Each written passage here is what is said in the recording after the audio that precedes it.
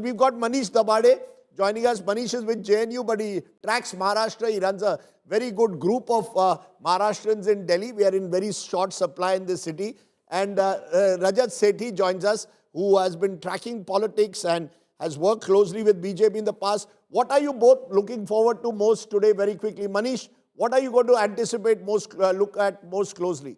I think it was expected across media circles and amongst the political punditry that somehow the Thackeray brothers coming together has added fizz to the BMC elections and it would really take a turn. But what we are essentially seeing now is Lotus is going to bloom in the BMC, the Brihanmumbai Municipal Corporation, and for reasons obviously is about Hindutva plus development. I think that is the plank and the whole promise of triple engine Sarkar. I think that is really going to make, and we are seeing that in exit polls, but I'm sure with the final election tally, we are heading in that direction. So you're looking at whether the Thackeray brand can survive this BJP sort of triple engine in a way. Rajat, what are you most looking forward to?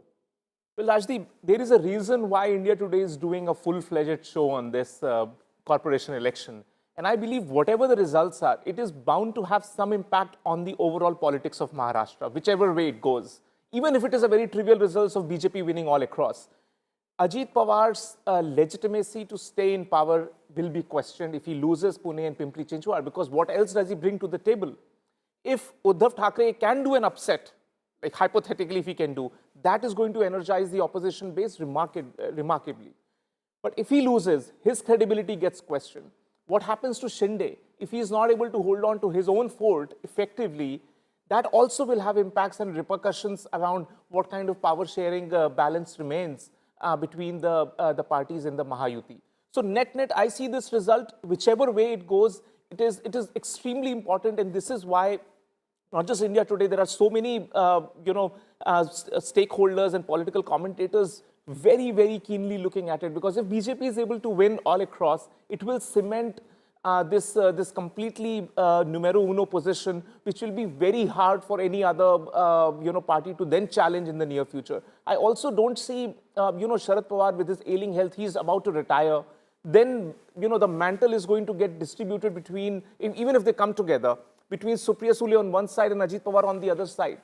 I mean, if they lose Pune and Pimpri-Chinchwad, what is left for them?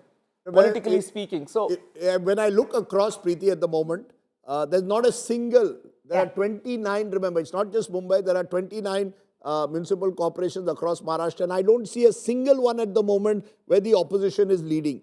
Not one across Maharashtra. The closer fights are in Vidarbha, where in places like Amravati, you've got the Congress doing reasonably well. But across Maharashtra, what you're seeing is the BJP emerging clearly as party number one.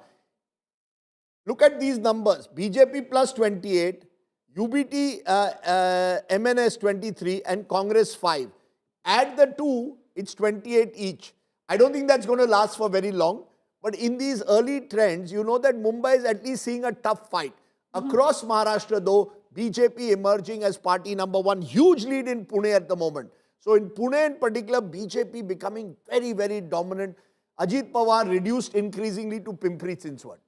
Well, you're right there, and Rajdeep, if you just focus right now back where Mumbai is concerned, that whole, if these numbers hold and if this is what is going down, then the whole pitch of Marathi versus outsiders is over. Because even where the Marathi voters are concerned, there is a huge chunk which is buying into the BJP's Marathi Hindutva nationalist image, and also a young Marathi voter who looks at possibly a Devendra Fadnavis and looks at him as an aspirational figure and what he provides. Absolutely or right. There is a class divide, that you have the upper class Marathi who's voting for the BJP and the the lower classes that are going in with the Uddhav Thackeray, where the same regional pride is concerned. I think it's more than class, it's generational. I grew up, you meet my mother. My mother grew up in the era of the Thackeray. She went for the 1967 meeting which Bal Thackeray had at Shiva. These are the Maharashtrians who went, the middle class Maharashtrians who knew Bala Sahib Thackeray in a way.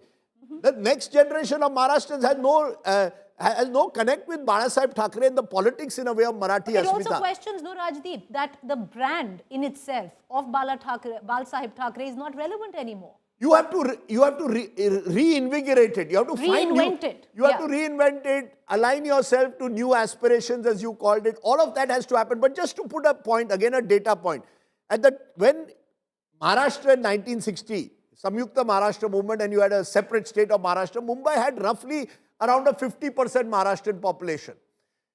When we looked at it after 2011 and Pradeep Gupta of Axis looked at it, the general belief is the numbers have come down to about 35 to 37%. So we have come down by about 13%. Some believe it's even lower now because many Maharashtrians cannot afford to live in Mumbai. They go to the distant suburbs, to Mira Bhayandar, to Kalyan, to Ulhasnagar, to Dombivli. They move out of the city. So the city has ceased to be, it was never a pure Maharashtrian city. It's not like Chennai, which had... Demography has changed. It's been a cosmopolitan city, but the demography has changed because North Indians have come in large. The biggest wave of migration to Mumbai in the last 25 years has been North Indians. They are roughly 22 to 24%. That's a large amount. You can't win an election in Mumbai or become the largest party on your own without getting a substantial chunk of North Indian voters. And that's not happening to the Shiv Sena because Raj Thackeray becomes a double-edged sword. They didn't help their cause. Because look at the last 3 rallies that they did. The 2 especially, one in Thane and the other one in Shivaji Park.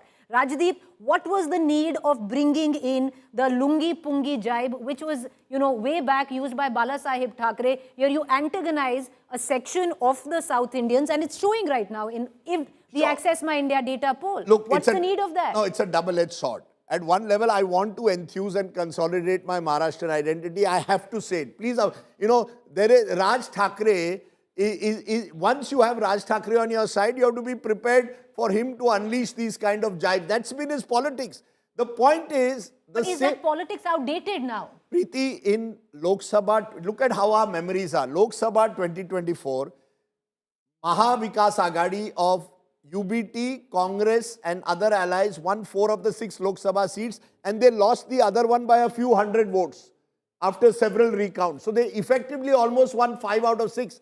Now less than 2 years later, you are looking at how things are changing. The Mamu combination, I call it the Mahmood, Marathi, Muslim, Dalit. We often ignore the Dalit factor. You bring all these 3 together, you have more than half a chance. The Dalits, where have they gone? Vanchit Bahujan Aghadi or Prakash Ambedkar is with Congress. But they don't at the moment have the kind of grassroots network needed. The Maharashtrians are split wide open. Eknath Shinde is taking some votes. BJP is taking some votes. And the Muslims also have other options at the local level. So you have the Mahmood combination being fragmented and the BJP consolidation. Simple arithmetic. Politics, Preeti, is about arithmetic and chemistry. I don't know what is the chemistry still between Raj Thackeray and Uddhav Thackeray, frankly. Uddhav Thackeray speaks of an inclusive me Mumbaikar and Raj Thackeray says, "Nahi, South Indian lungi pungi, his reputation is the guy who's bashed up North Indians."